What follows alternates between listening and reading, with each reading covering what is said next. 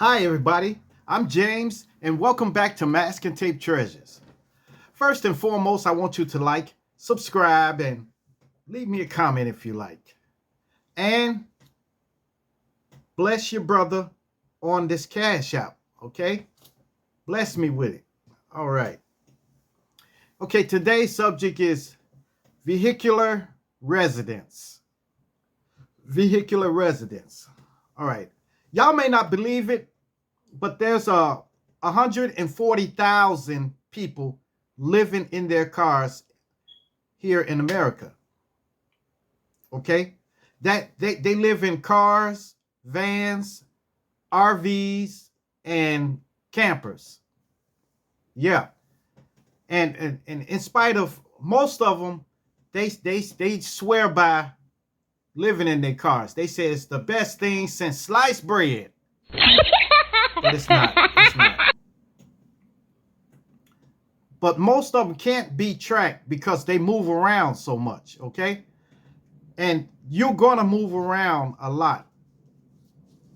So you're going to be using a lot of gas. So when they say they love the van life, that's what y'all need to look up, van life. Look up van life and you'll see what I'm talking about. They set their vans up or their cars up, and they do little tricks in there too, like put a bed in there, take a seat out and put a bed on that side and stuff like that. But most of them, they don't do that. They just throw their stuff in the car, what they gonna need, clothing, cover, and pillows and stuff like that in the back seat. And see, it's many people, it's people who work with you that may be living in their car. They may tell you they moving some stuff to another place, but they're living in the car, okay? And it's terrible. It's terrible, especially in the winter time when the temperature gets really, really cold outside, gets below zero and stuff like that. They are living in their cars. And the thing is, the police, they won't let them park nowhere. They won't let them park. So if they park somewhere in an unauthorized area, most places are unauthorized, okay? Let me drink some of my coffee.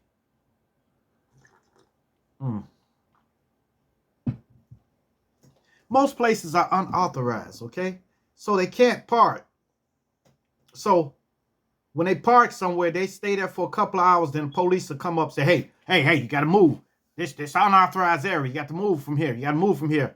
And then they move somewhere else, and then the police tell them they got to move. So this goes on all night until finally they find a place where the police won't hassle them, you know. So you can imagine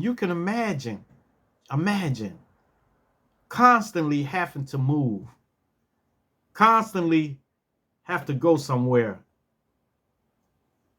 The police telling you, go, get away from here, you know, or security telling you, get away from here, get away. Everywhere you go and you are tired, you want to go to sleep. Like most people that are living in their cars, they work, but they probably making like minimum wage or something. You know, I'm talking about below minimum wage, maybe $8 an hour, $9, you know, $10 an hour. And they can't survive. They can't make ends meet. It's just they got over their head in bills and everything like that. So if they live in a car, they don't have to pay light and gas bill, but you got to pay for gas. And you got to pay for repairs. If you get a flat tire, you got to pay for that. You know, so there's a lot of things you have to pay for in a car too. It's bad. It's bad. But there's a lot of people that do it. There's a lot of people that do it. You wouldn't imagine. It's a lot of people that do it around your area, around your area. But you just don't know it. See, that they call that stealth. They call that stealth uh sleeping and stuff like that. So they will disguise their windows. They would probably put curtains up on their window, but you can't be too obvious with it. You got to put it like it's tent, you know. So you have to black out the windows all the way around, and then you can sleep in there. It's crazy, but I couldn't do it. You constantly somebody knocking at your window. Hey, you got to move it. Then you got to start it up and move. Now they let them park in Walmart parking lot. They let them sleep in there, but it's kind of sketchy because they have signs up say no loitering, no loitering, no loitering. See, some of the people they when they sleep there, if they sleeping in their car and they park there and they sleep in their car, they I'm gonna tell you, they throw stuff out they car. They throw stuff out, they pee outside and stuff like that. And they make the lot nasty. So if they would clean up behind themselves, then maybe they can go undetected. Like they can see you parked in their parking lot, but they won't say nothing to you, if you keep it clean, and then in the morning, if you would leave and go somewhere, drive around somewhere, go to somebody's house or something. Yep. Yes, man, it's terrible. It's terrible. So, they have to leave. When you constantly have to be told to move from a certain place, it's terrible. Now, I have tried it before. I've tried it before, and I lasted 2 days. It lasted 2 days. It was one day. One day, I was moving. Okay, I was getting ready to move. All right. So I was getting ready to move. I put all of my stuff in storage, and then the apartment wasn't ready. It wasn't ready. So I constantly was checking with it. It wasn't ready yet. It took me 2 days for it to get the apartment to get ready. So I had 2 days, and then I just left my other place. So I was like, okay, I could have went to look. I always got someplace to go. I could have went to my sister's house or could have went to somebody's house, but I didn't want to do that, because I'm an independent person. So I wanted to try to just survive. So I drove around. When it got late. When it got late at night, that's when the trouble started. Everywhere I would park, the police would tell me to move, or a security would tell me that I had to move. Then I ended up going in a parking lot of some store, And then I just backed up way to the parking spot way in the back. And I was able to sit there for a couple of hours, but then the cars started leaving when the place closed. Cars were leaving. Then it was like me and a couple of other cars out there. But security came walking. I said, oh man, he coming over here. He said, hey man, what you doing? I said, oh, my vehicle is kind of broke down. I got to let it cool off, then I can move. He said, all right, you got to move. Then I had to go. Then I had to drive again. It got tiring, it got tiring. And then finally, I parked on a residential street. And I let my seat all the way back, and it was dark over there too. So I was able to stay there until like 6 in the morning, something like that. Then I was able to drive around, just drove around. Then the next night, my last night, it got late. So I went to the storage place to get like I think a blanket. I think it got cool that night. So I went to the storage place to get some blanket. And then when I came out, I was getting ready to go to the office and it was closed. And I was in there. So I said, hey, I might as well stay here. So I parked my car over to the side and let the seat back and went to sleep. I woke up in the morning and was able to go into the storage place, like I'm looking, like I'm finna take some stuff out. Took a couple of things out and then I left. But that was terrible. I probably wouldn't be able to make it, But they make it by getting a gym membership, a gym membership. But they don't work out. Some of them don't work out. They go there and they go straight to the showers. They take a shower and wash up and everything, brush their teeth, comb their hair and everything like that. Then they come back out and they get to their car and then they're able to do that. That's how they mostly survive doing that. They mostly have a gym membership. So you get your gym membership and then you'll be able to, shower and stuff like that, and probably get a little workout on too, But see, it's hard because you've got to even the quality of food, you've got to eat a lot of fast food when you're out there. Because you can't cook in the car, I guess you can get a barbecue grill, but where you gonna set up the grill at? Maybe you can go to the park and barbecue or something, but when it's get cold and when it's raining, it's not feasible, So most of the time you're gonna be eating fast food. And with eating that fast food, your health gonna decline,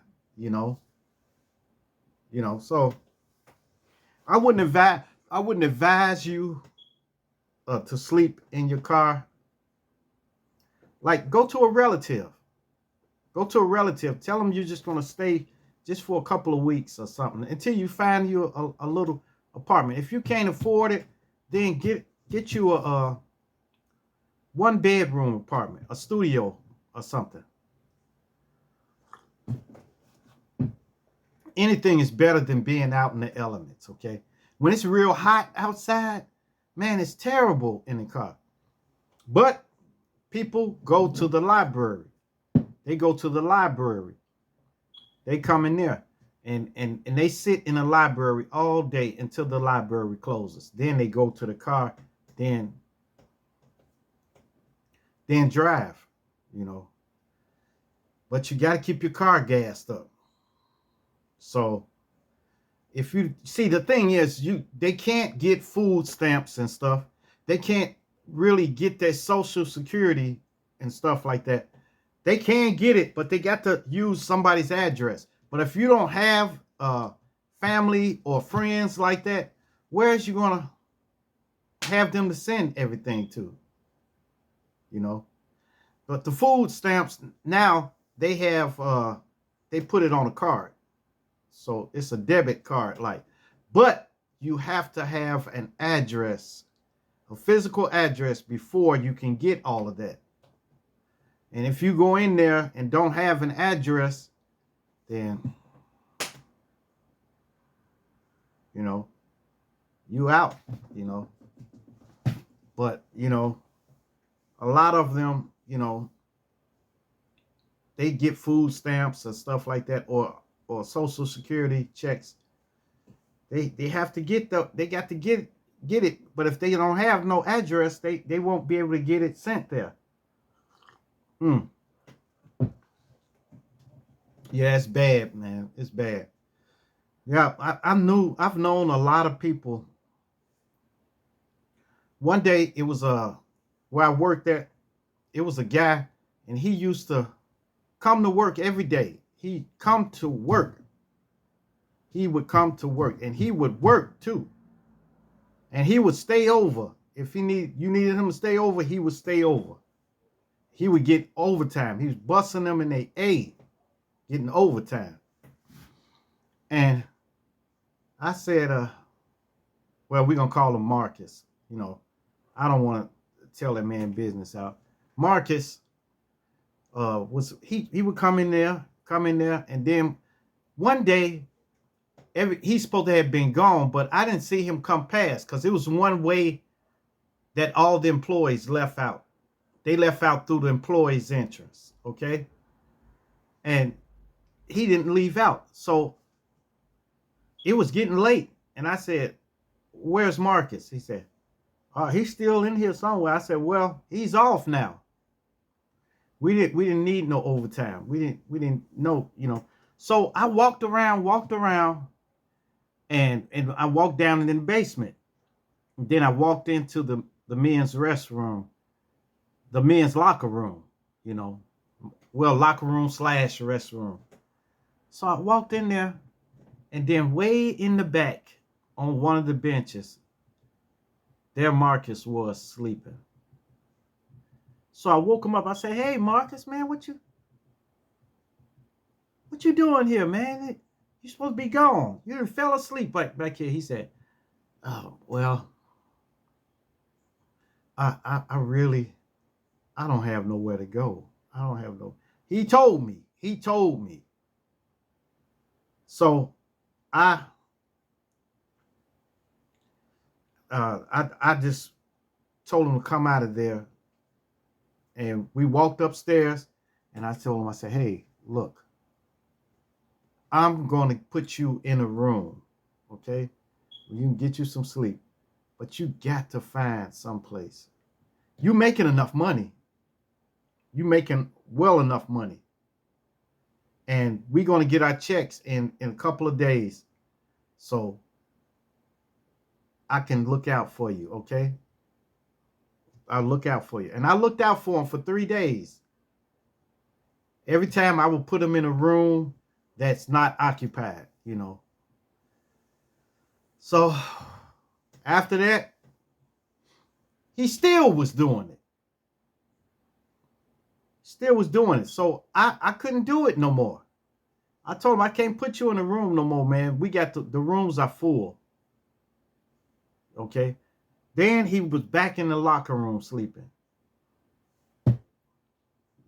So I told security he got to go.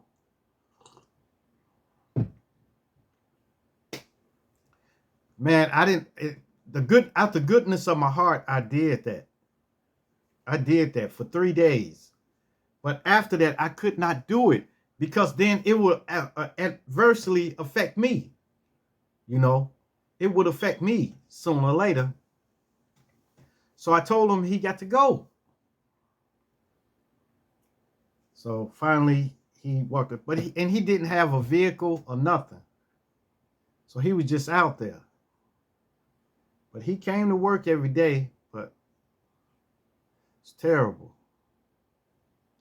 Well, I think he probably finally got fired or something. I don't know what he got fired for or something, but you know, it's bad. But living in your vehicle is not all peaches and cream, like they say. It's like when I see videos from people living in their cars or the van life or something like that, they're it's like they love it. And they playing for the cameras. They're playing for the cameras. Yes. So I wouldn't advise you to, you know, maybe if you see one of their videos, you'll think, hey, this is pretty cool, man. Maybe I should do that. I'm telling you, don't do it. If you can't get you a place, go in with a family member and pay half of their bills. Pay half of their bills. Tell them, just make it look good for them. Make it look good. I'm going to pay half of your bills. You let me stay here for a while till I get on my feet. That's what it's about. People helping people. Yes. So, well,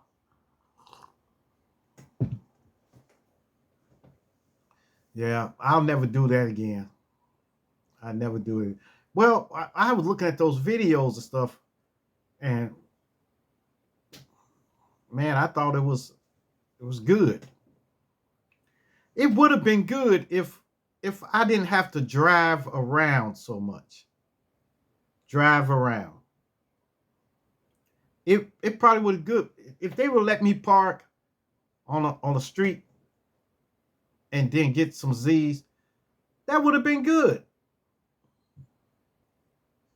It would have been beautiful. Maybe I could have lasted longer than 2 days.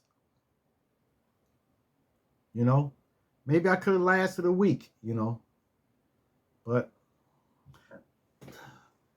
there's no way you can actively park somewhere without people telling you to move. It's not. All right, you guys. All right, that's it for my Masking Tape Treasures.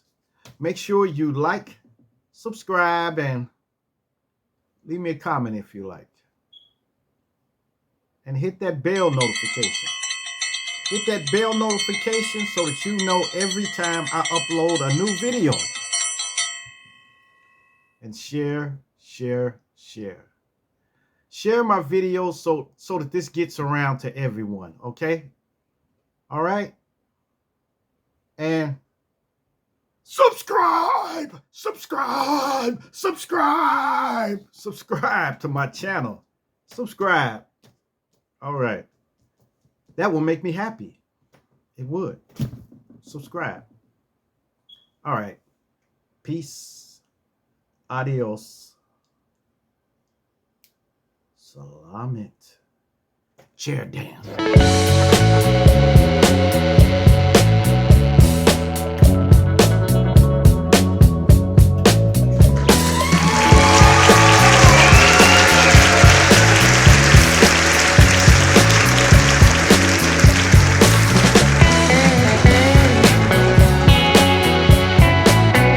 Oh my God.